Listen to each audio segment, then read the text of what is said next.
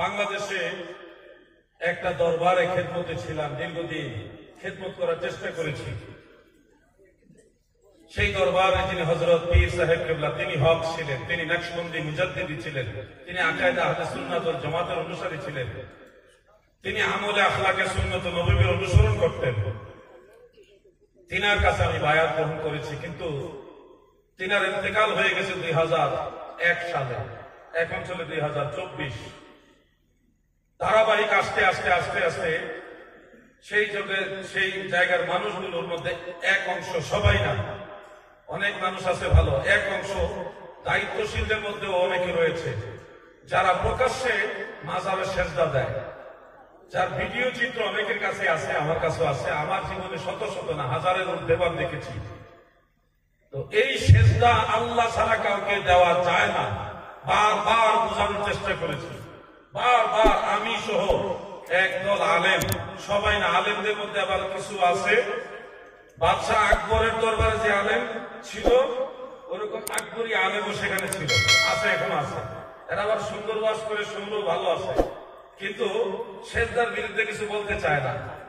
আমি সাহাবী, এটা নিয়ে ব্যাপকভাবে বলতে চায় না। আমি দেখলাম তারা একদিকে শিয়াবাদে ধাবিত হয়ে গেছে, আরেকদিকে শিরক এবং হারাম কাজে লিপ্ত হয়ে গেছে। আমি বারবার এক শ্রেণীর জাকের মুরিদান এবং এক শ্রেণীর আলেমদেরকে নিয়ে প্রতিবাদ করেছি। যখন দেখি না, তারা তো আল্লাহ ছাড়া গায়রুল্লাহকে সেজদা দিবেই, আমি বাধা দেই, কারণ আমার উপরে ক্ষিপ্ত হয়ে যাচ্ছে, এখন আমার জানমালের উপরে হুমকি হয়ে দাঁড়াইছে। এই জন্য আমি এত বিশাল এক দপ্তর থাকা সত্ত্বেও আমি আমার পীরকে না, ওই মুশরিকদেরকে, যারা আল্লাহ ছাড়া অন্য কাউকে সেজদা করে, গায়রুল্লাহকে সেজদা করে, মাজারকে সেজদা করে, সেই ধরনের মুশরিকদেরকে আমি বাদ দিয়ে আল্লাহর ওয়াহদানিয়তের পবিত্রতা রক্ষার জন্য আমি তাদের সাথে সম্পর্ক বিচ্ছিন্ন করে দিয়েছি। কারণ আমার কাছে গোটা দুনিয়ার চেয়ে আকীদা বড়, ঈমান বড়। আপনাদের কাছে ঈমান বড় কিনা বলুন? আমি আমার পীর কেবলা জানকে দায়ী করি না, দায়ী করি ওই সমস্ত মূর্খ জাহেল বর্বরদেরকে, যারা না শরীয়ত বুঝে, না তরিকত বুঝে, না আকীদা বুঝে, না মারিফত বুঝে, না হাকিম, বিড়ি নামাজে সব বিড়ি খায়।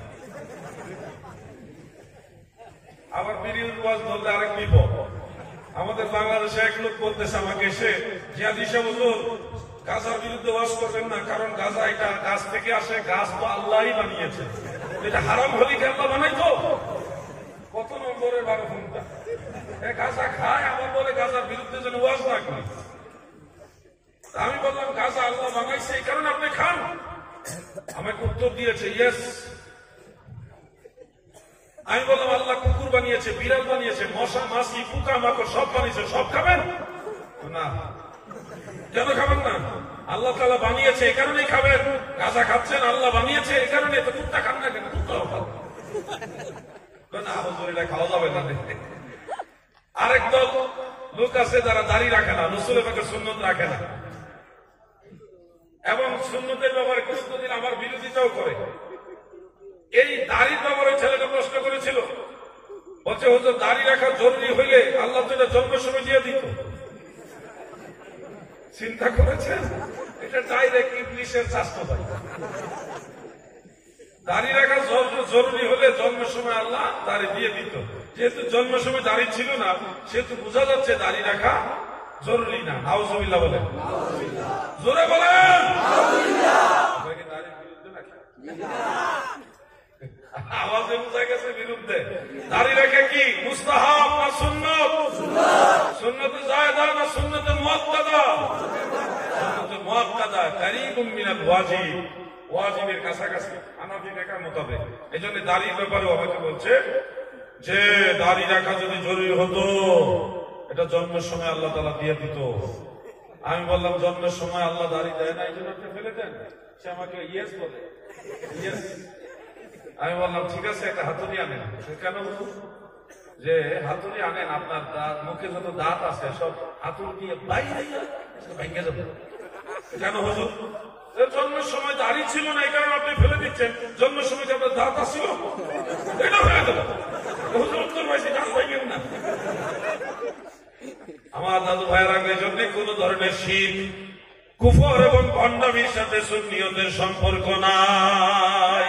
কোন শিরক, বিদআত, ভণ্ডামি, কুফরের সাথে আহলে সুন্নাত ওয়াল জামাতের কোন সম্পর্ক নাই।